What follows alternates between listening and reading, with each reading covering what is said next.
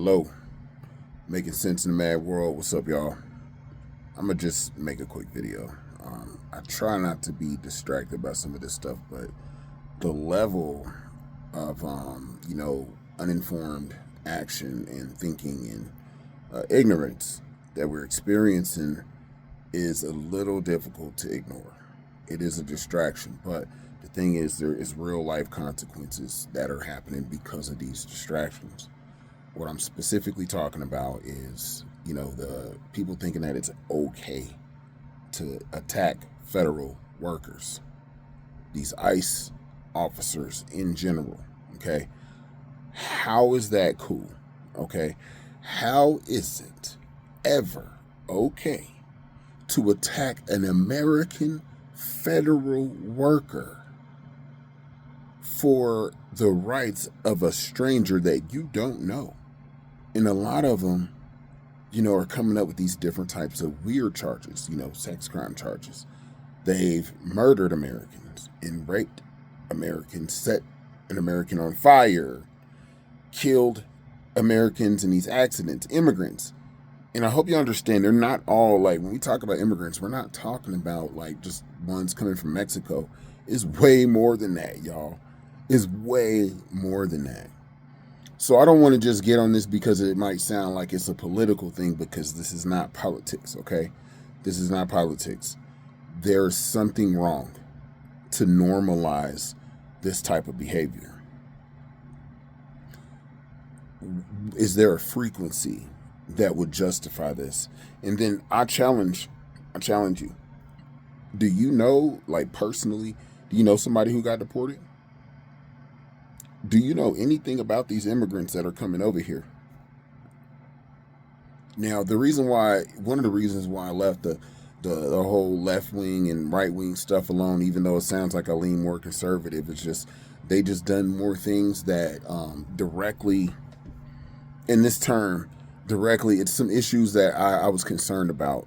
Trump did address that, and it was the psychological operation that they were going after our kids with, the LGBTQ movement, the agenda, the child grooming. Not you people that are out here just living your life and wanting to love. I'm talking about the ones that are pushing their lifestyle on children and not letting children be children. Those are the ones I'm referring to.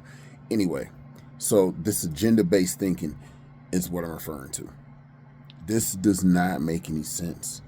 They are attacking fellow Americans with families and children. They're just trying to provide to keep these not all of them are bad. I'm not saying every illegal immigrant is bad. I'm not saying that. Okay. But we don't know these people. We don't know their origins. How would it ever be okay to attack another American while waving the flag of a foreigner, in our streets while damaging our properties? What are we missing here?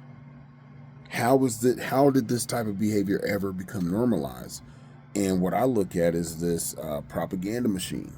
Edward Bernays, he was the king of propaganda. This dude, man, the power of propaganda and letting people feel like they're a part of a movement or something like that, is what got these people losing their minds and making absolutely terrible decisions.